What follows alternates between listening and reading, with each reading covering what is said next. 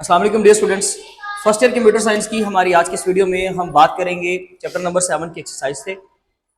Exercise को discuss करेंगे, उसमें एमसीक्यूज और शॉर्ट क्वेश्चंस इस आज की वीडियो में हम कवर करेंगे। और शॉर्ट क्वेश्चंस के जो आंसर्स होंगे, 5 शॉर्ट क्वेश्चंस हैं, उनके आंसर्स पीडीएफ की फाइल बनाकर डिस्क्रिप्शन बॉक्स में अपलोड कर दी गई, आप उसका लिंक डाउनलोड करके तो उसको देख सकते हैं। और सबसे पहला एमसीक्यू है जिसमें थोड़ी सी एम्बिग्विटी है। Option typically included in common terms of users clause. देखिए असल में तो टर्म्स ऑफ क्लॉज जो यूज है उसका जो डॉक्यूमेंट है उसके अंदर जो क्लॉजेस हैं, यूजर ऑब्लिगेशंस भी है, product privacy and data usage भी है, और टर्मिनेशन ऑफ सर्विस भी है हमारी बुक के अकॉर्डिंगली। ठीक है, कभी कभार तो इवन प्रोडक्ट को एडवर्टाइज तो नहीं करते वो, लेकिन प्रोडक्ट के बारे में कुछ डिस्क्रिप्शन जरूर दे देते हैं। लेकिन यहाँ पे सी ऑप्शन एक इररेलेवेंट आंसर है, बट यहाँ पर जो राइट आंसर है जो बुक के अकॉर्डिंगली है वो हमारे पास ऑप्शन ए है, लेकिन हम उसको फॉलो नहीं करेंगे। आप इस एमसीक्यू को जरा अच्छे तरीके से एक्सप्लोर करेंगे।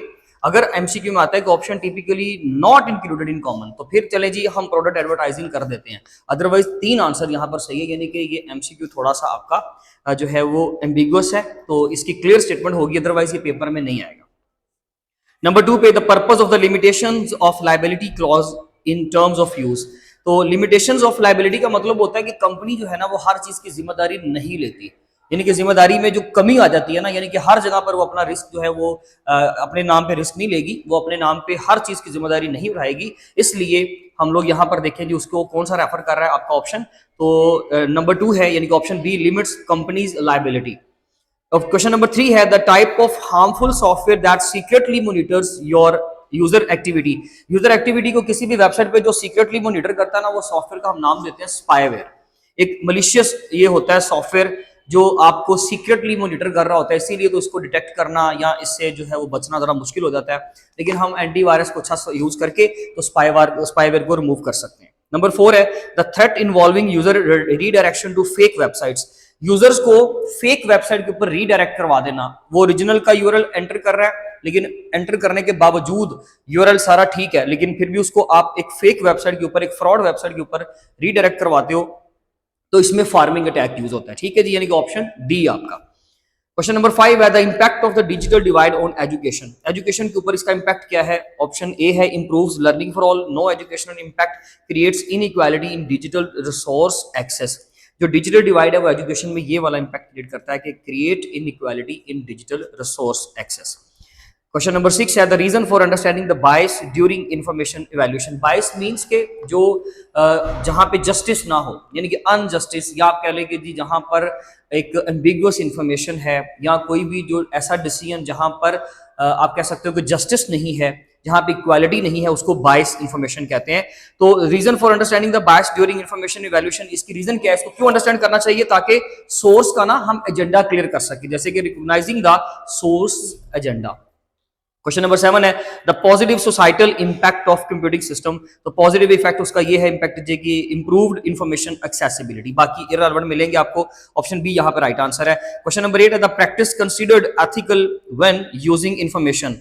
तो copying the content without permission, respecting copyright and avoiding the plagiarism, ये एक आपका राइट आंसर है। Practice considered ethical when using information, जब आप इंफॉर्मेशन को इस्तेमाल करें, ऑनलाइन आर्टिकल्स को इस्तेमाल करें, तो ऑप्शन बी आपका जो है वो राइट आंसर होगा। आपको इस चीज को फॉलो करना है। क्वेश्चन नंबर 9 है the behaviour considered responsible digital conduct using the secure websites. आपका जो रिस्पॉन्सिबल जो बिहेवियर होना चाहिए उसमें ये चीज शामिल होनी चाहिए कि आपने सिक्योर वेबसाइट्स को इस्तेमाल करना है, सिक्योर पासवर्ड्स को यूज करें। जब आप एप्लीकेशंस के अकाउंट बनाएं या किसी भी चीज का अकाउंट क्रिएट करो, तो आपको अपने एंड पे ये लाजमी चीजें करनी चाहिए। इवन आपको एंटीवायरस यूज करना चाहिए, ये भी आपकी भी डेफिनेटली उसमें सेफ्टी है, और फिर किसी की भी जो इन्फॉर्मेशन जो आपके पास पड़ी है वो भी, उसका भी किसी तरह का नुकसान नहीं होता, डाटा ब्रीचिंग कम से कम नहीं होती, या फिर आपको वायरस कम से कम जो है वो आपके सिस्टम को जो है वो डिस्टर्ब नहीं करता। नेक्स्ट हमारे पास शॉर्ट क्वेश्चन है जी 5। पहला क्वेश्चन है why is it important for users to understand terms of use. Terms of use को अंडरस्टैंड करना क्यों जरूरी है? इंपॉर्टेंस का पूरा पैराग्राफ है आपके पास पेज नंबर 102 पे, जहां से ये शुरू हुआ था चैप्टर आपका 101 से। नेक्स्ट आपका आर्टिकल है 7.1.1 इंपॉर्टेंस। इसमें प्रोटेक्शन ऑफ राइट्स है, क्लैरिटी एंड ट्रांसपेरेंसी है, लीगल सेफगार्ड्स है। ओवरऑल आपको थोड़ा सा बता देता हूँ कि इसकी इंपॉर्टेंस ये है जी, इसको समझना इसलिए जरूरी है क्योंकि उसके अंदर हर चीज लिखी होती है, ट्रांसपेरेंट होनी चाहिए, बस ये याद रखिएगा टर्म्स ऑफ यूज में कि जो सर्विस आप इस्तेमाल कर रहे हो वो किस तरीके से आपको सर्विस दे रहे हैं, कौन से एस्पेक्ट्स हैं, अगर आपका डाटा आपसे ले रहे हैं तो उसको वो कैसे प्रोटेक्ट करेंगे, कैसे उसको सेफ्टी प्रोवाइड करेंगे, किस तरीके से रखेंगे, इनक्रिप्ट करके रखेंगे या नहीं रखेंगे, प्लेन टेक्स्ट भी होगा, वो जो भी सिनेरियो है सारा वो, और इसके अलावा कि आपका डाटा या आपकी सर्विस जो है वो कब टर्मिनेट की जा सकती है, वो हर चीज़ के बारे में क्लीन इन्फॉर्मेशन होती है, हमें उसको लाजमी तौर पर इस्तेमाल करना चाहिए, यानी कि उससे रीड करना चाहिए। क्वेश्चन नंबर 2 है differentiate between fishing and farming. Fishing होता है जब कोई इस तरह से प्रिटेंड करता है कि वो आपके लिए बड़ा ट्रस्ट वर्दी है और आपको जो है वो किसी तरीके से ट्रैक करने की कोशिश करता है, और फिर उसके बाद जब आपको ट्रैक कर लेता है, ट्रैकिंग के बाद फिर वो आपको नुकसान पहुंचाने की कोशिश करता है, आपका दोस्त बन के, आपका जो है वेल विशर बन के, लेकिन आपको नुकसान पहुंचाए, कोई ऐसा लिंक आ जाए और आप उसको क्लिक कर लेते हो और आपको जो है वो किसी तरीके से आपकी आइडेंटिटी थेफ्ट कर लेता है, आपकी इन्फॉर्मेशन चोरी कर लेता है, बैंक अकाउंट इन्फॉर्मेशन चोरी कर लेता है, तो इस तरीके से ये फिशिंग इस तरह होती है। लेकिन फार्मिंग क्या होता है? फार्मिंग में तो एक बंदा अपना यूआरएल लिखता है, लेकिन वो किसी गलत और फेक वेबसाइट के ऊपर उसको रीडायरेक्ट, किसी रॉन्ग प्लेटफॉर्म के ऊपर रीडायरेक्ट करवा लिया जाता है, लेकिन ओरिजिनल और वो फेक दोनों प्लेटफॉर्म्स का लेआउट, डिजाइन सब कुछ सेम होता है, जिसकी वजह से हम उसको जज नहीं कर पाते।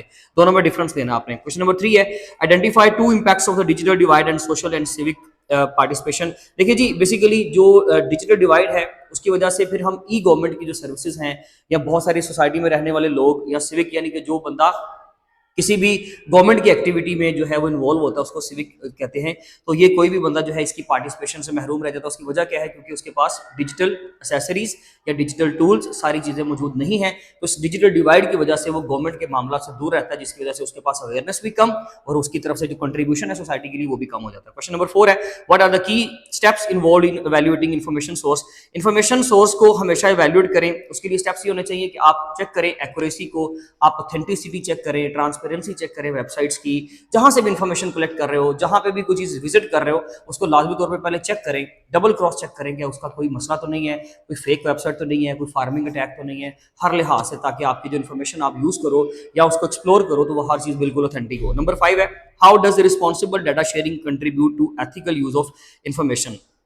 जो आपका रिस्पॉन्सिबल डाटा शेयरिंग होता है ना, यानी कि जब आप डाटा शेयर करते हो तो वो जो आपकी रिस्पॉन्सिबिलिटी है वहां पे contribute to ethical use of information, उसमें ये होता है कि जब आप एक एथिकल यूज करते हो इन्फॉर्मेशन का, आप किसी भी कंटेंट को, आर्टिकल को ऑनलाइन पढ़ रहे हो या उसको यूज कर रहे हो, डाउनलोड कर रहे हो, तो उसमें जो आपका एथिकल बिहेवियर होना चाहिए, उसमें ये होना चाहिए कि आप उसमें अपनी चेंजिंग्स मत करें, उसमें प्लेजरिज्म मत करें, उसकी कॉपीराइट्स मत करें। अगर किसी आर्टिकल ने कभी भी किसी एजुकेशन डिपार्टमेंट ने ये बोला हुआ है कि आप उनके कंटेंट को इस्तेमाल तो कर सकते हो जस्ट रीडिंग पर्पज के लिए, एक्सप्लोर करने के लिए, लेकिन आप उसको किसी अपनी वेबसाइट, किसी अपने चैनल के ऊपर पब्लिश मत करें। अगर करें तो उनका रेफरेंस दे दें, लेकिन अगर आप ये काम नहीं कर रहे तो डेफिनेटली ये एक रिस्पॉन्सिबल बिहेवियर नहीं है।